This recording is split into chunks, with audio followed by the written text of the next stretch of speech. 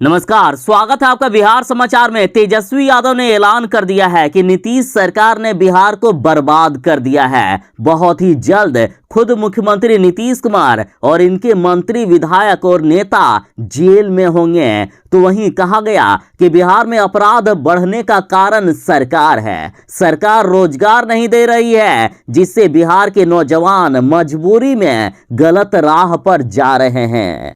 तो आज की बड़ी खबरों पर बात करने से पहले आपसे अनुरोध है, कृपया वीडियो को एक प्यारा सा लाइक अवश्य कर दीजिएगा। आपका लाइक करना ही हमारी मेहनत का फल होता है।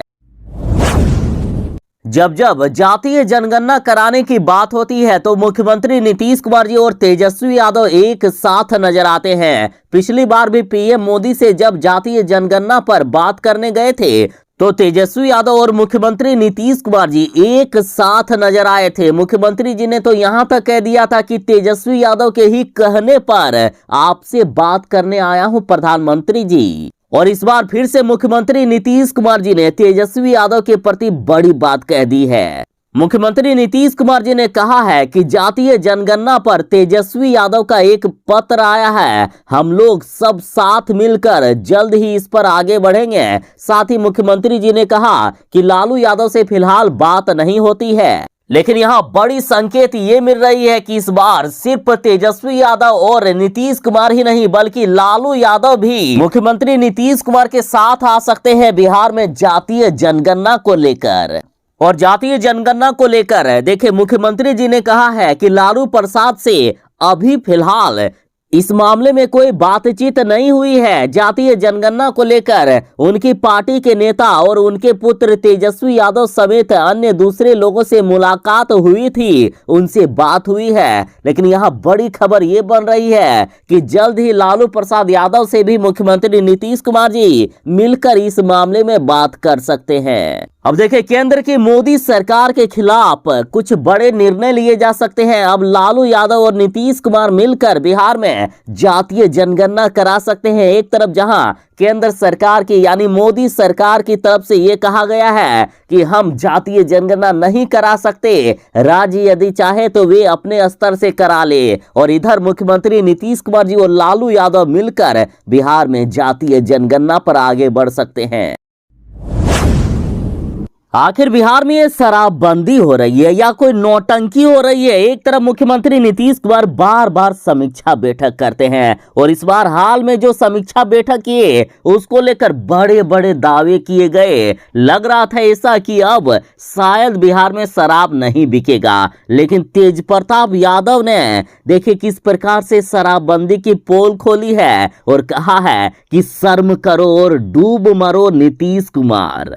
देखिए, तेजस्वी यादव ने वीडियो भी जारी किया जिसमें से एक शराबी शराब पीकर गाने गा रहा है, वो भी शराबबंदी वाले बिहार में। गजब की है ना शराबबंदी। और तेज प्रताप यादव ने कहा कि वाह रे नीतीश कुमार, ये है आपके सपनों का बिहार, गली गली में मिलता शराब है। और नीतीश कुमार जी कहते हैं कि सपनों का बिहार अपने बच्चों को यतीम बनाया, शर्म करो या डूब मरो नीतीश कुमार। और बिहार की जनता भी नीतीश सरकार से इस कदर नाराज है कि देखिए, रिट्वीट में वेदनाथ कुमार राय नामक ट्विटर यूजर लिखते हैं कि नीतीश कुमार डूब के कहां मरेगा, पानी भी शुद्ध नहीं है बिहार में, पानी में तो सिर्फ शराब है। ऐसे आदमी को मरने के लिए बिहार की हवा तक नसीब नहीं होगा, देखिएगा। मनोज कुमार मनमोजी लिखते हैं कि मुख्यमंत्री नीतीश कुमार को कुछ भी शर्म नहीं बचा है। दुनिया तो छोड़िए, राजधानी पटना में शराब पार्टी होती है, वो भी वीआईपी जगहों पर। सत्येंद्र कुमार लिखते हैं कि वाह भाई वाह बिहार सरकार, यहाँ शराब बंद करला से शराब कबो ना बंद हुई। जब तक आप अपने प्रशासन के ना सुधरबा तब तक यहाँ कुछो ना होई, चाहे कितने भी हाई लेवल मीटिंग करला। देखिए, वैसे मोदी सरकार की तरफ से ये कहा जा रहा है कि कृषि कानून वापस लिए गए क्योंकि किसानों को हमने या तो ठीक से समझा नहीं पाया या किसान भाई लोग समझ नहीं पाए। लेकिन पप्पू यादव ने भंडाफोड़ कर दिया है। पप्पू यादव ने असलियत बताते हुए कहा कि इनको सत्ता का डर सताने लगा था, इनको लगने लगा था कि अब तो हमारा लुटिया डूबने वाला है। लगातार बीजेपी की हार हो रही थी, बीजेपी के गढ़ तक में इनके किले तक ढह जा रहे थे, तब जाकर पीएम मोदी ने कृषि कानून वापस लिए। देखिए साहब, जिस तरह से बीजेपी सरकार ने महंगाई बढ़ाई है, पेट्रोल डीजल हो, रसोई गैस हो या फिर सरसों तेल, चारों तरफ महंगाई ही महंगाई, तो जनता अब बीजेपी को देखना तक नहीं चाहती है और नतीजेपन बीजेपी की लगातार हार हो रही है। और हार को देखते हुए बीजेपी सरकार तिलमिला सी गई है, छटपटा उठी है बीजेपी सरकार। और जिस कृषि बिल को केंद्र सरकार ने दुनिया का सर्वोच्च कानून घोषित किया, केंद्र सरकार को जब सत्ता का डर सताने लगा तो पीएम मोदी ने कानून को वापस लेने का काम किया। मुख्यमंत्री नीतीश कुमार जी ने गन्ना उद्योग विभाग की समीक्षा की और अधिकारियों को कई बड़े निर्देश दिए हैं।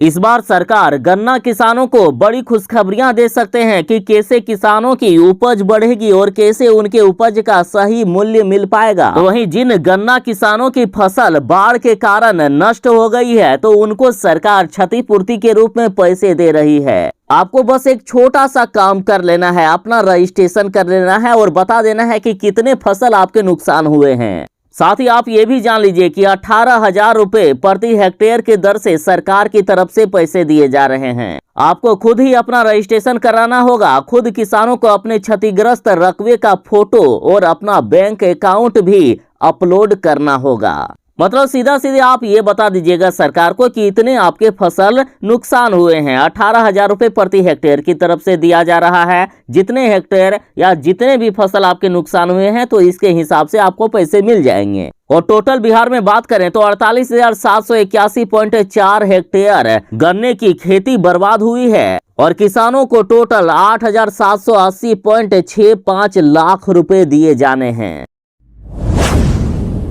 पप्पू यादव ने कहा है कि शराब, बालू, जमीन और ठेका माफिया से चल रहा है बिहार। पप्पू यादव ने नीतीश, बीजेपी सरकार और एनडीए के नेताओं को कहीं का नहीं छोड़ा है। उन्होंने कहा कि बिहार के नेताओं और अधिकारियों की संपत्ति की जांच होनी चाहिए। पप्पू यादव ने आरोप लगाते हुए कहा कि शराब माफियाओं का सत्ता पक्ष यानी जदयू, बीजेपी और अन्य सत्ता पक्ष के दल और विपक्ष से साठगांठ है। सीधा सीधे पप्पू यादव ने कह दिया है कि शराब माफियाओं का लालू यादव की पार्टी राजद, नीतीश कुमार की पार्टी जदयू और बीजेपी पार्टी के साथ साठगांठ है।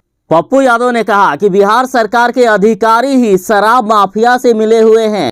इन्होंने कहा कि नीतीश जी, आपके ही सहयोगी उपेंद्र कुशवाहा और संजय जायसवाल शराबबंदी पर सवाल खड़े कर रहे हैं। साथ ही पप्पू यादव बोले कि नीतीश जी, आपके मंत्री बालू माफिया से मिले हुए हैं। वहीं पप्पू यादव ने विपक्ष यानी तेजस्वी यादव को भगोड़ा और ढोंगी कह दिया। साथ ही कहा कि विपक्ष यानी राजद में महिलाओं का सम्मान नहीं है। कहा है कि लालू यादव के आने से पार्टी में बलात्कारियों की संख्या बढ़ी है।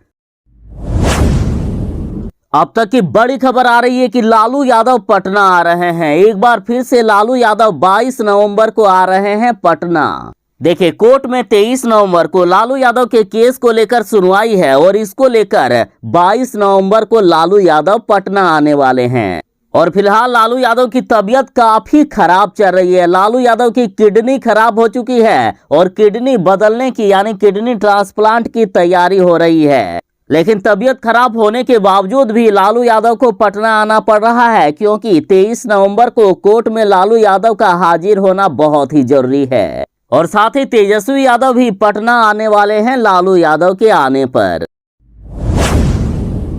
तेजस्वी यादव ने एक तरफ जहां कहा कि बिहार में महाजंगल राज आ गया है और चारों ओर भ्रष्टाचार चरम पर है, तो वहीं तेजस्वी यादव ने कहा कि 16 साल से बिहार को देश का सबसे फिसड्डी राज्य बना दिए हैं मुख्यमंत्री नीतीश कुमार जी ने। और कहा है कि मुख्यमंत्री नीतीश कुमार जी अच्छे से जानते हैं कि अगर एक एक अपराधी और सत्ता संरक्षित माफिया को ईमानदारी से वे पकड़ने लगेंगे तो एनडीए के लगभग सभी नेता, विधायक, मंत्री और स्वयं वो जेल में मिलेंगे। पूरी सरकार बेऊर जेल में चली जाएगी और हर विधानसभा सत्र में 5-6 बस भरकर इनके नेता और ये खुद सत्र में भाग लेने आएंगे। ऐसा थका और अपराधियों से साठ गांठ वाला, माफियाओं को संरक्षण देने वाला, सुनियोजित भ्रष्टाचार से अपनी पार्टी चलाने वाला और खुद 76 घोटाले कर उन पर लंबी तान कर सोने वाला मुख्यमंत्री से बिहारवासी क्या उम्मीद लगाए हैं। साथ ही तेजस्वी यादव ने जनता से पूछा है, क्या ये आपका जीवन सुखद और विकासोन्मुख बनाएंगे? ये 16 साल से बिहार को देश में सबसे फिसड्डी बनाए हुए हैं और जब तक मुख्यमंत्री रहेंगे फिसड्डी बनाए रखेंगे। बिहार में सिर्फ शराबबंदी नहीं है बल्कि नौकरी बंदी भी है, नौकरी भी बंद है। तो अब कहा जा रहा है कि मुख्यमंत्री जी, शराबबंदी की कई बार हो गई है समीक्षा, लेकिन रोजगार के लिए कब करेंगे बैठक? कहा जा रहा है कि मुख्यमंत्री जी कभी नौकरी देने के लिए भी समीक्षा बैठक कर लीजिए, क्योंकि शराबबंदी की तरह ही बिहार में नौकरी बंदी भी है। ये हम नहीं कर रहे हैं, ये सवाल बिहार के बेरोजगार युवा पूछ रहे हैं कि आखिर नौकरी के लिए मुख्यमंत्री नीतीश कुमार समीक्षा बैठक कब करोगे? बिहार में बेरोजगारी दर लगातार बढ़ती ही जा रही है और ये नीतीश सरकार इतनी बेरहम हो गई है कि नौकरियां देने के बजाय नौकरियां छीनने में लगी है। और केंद्र सरकार के आंकड़े खुद इस बात का सबूत है कि पिछले 1 साल में लाखों लोगों की नौकरियां चली गई है और इधर बिहार में शराबबंदी को लेकर बैठकें हो रही है और भले ही उससे कोई नतीजा ना निकले, लेकिन अब देखिए बिहार के युवा ये सवाल उठा रहे हैं कि आप 19 लाख रोजगार कब दोगे? तो वहीं राजद नेता का कहना है कि जिस शराबबंदी की मुख्यमंत्री नीतीश कुमार आए दिन समीक्षा करते रहते हैं उसका कानून का हसर तो सबको पता है। बिहार में बेरोजगारी दर इस कदर है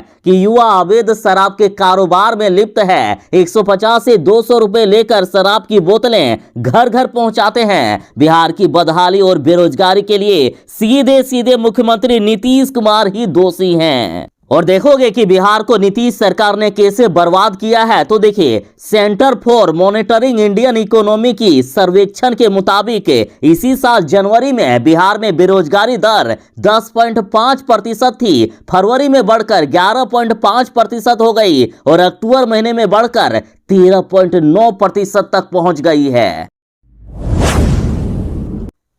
देखिए, बिहार में कांग्रेस वाले यही चाहते हैं कि बिहार में शराबबंदी कानून खत्म हो जाए, बिहार में शराब बिकने लगे। और शराब बेचवाने को लेकर एक बार नहीं कई बार कांग्रेस के नेताओं का ऐसा बयान सामने आ चुका है और इस बार फिर से देखिए प्रदेश अध्यक्ष बोल चुके हैं कि शराबबंदी कानून खत्म करने की बात यदि मुख्यमंत्री करे तो कांग्रेस विचार करेगी साथ देने पर। अब बिहार में शराब बेचवाने के पक्ष में आ गई है कांग्रेस। देखिए साहब, भले ही बिहार में शराबबंदी कानून ठीक से लागू नहीं हो पा रहा है, भले ही कई नेता लोग इसमें मिले हुए हैं, लेकिन मुख्यमंत्री नीतीश कुमार भी हार नहीं माने हैं। बराबर मुख्यमंत्री जी इसमें प्रयास कर रहे हैं कि बिहार में शराब पूरी तरह से बंद हो जाए। लेकिन कांग्रेस तो गजब से पगला रही है। कांग्रेस कह रही है कि बिहार में शराब बिकने लगे, मतलब हद है यार। अब कांग्रेस वाले आखिर चाहते क्या हैं कि बिहार के युवा शराब पीकर इधर उधर लुढ़कते रहें? आखिर शराब पीकर किसी का भला भी हुआ है क्या? शराब पीने से सिर्फ युवाओं का ही भविष्य बर्बाद नहीं होगा बल्कि पूरा बिहार के साथ पूरे देश का भविष्य बर्बाद होगा। और यही सब कारण से कांग्रेस हारती है चुनाव में। और पिछले विधानसभा चुनाव में क्या हुआ था? कांग्रेस की इतनी खराब स्थिति हुई थी कि शायद ही किसी ने सोचा होगा। और ठीक ही किया था बिहार की जनता ने। अगर ये ऐसा जवाब देंगे, इस प्रकार की सोच रखेंगे कि बिहार में शराब मिलना चाहिए, तो क्या करेगी बिहार की जनता? हो सकता है कि अगले चुनाव में इनका सुपड़ा ही साफ कर दे।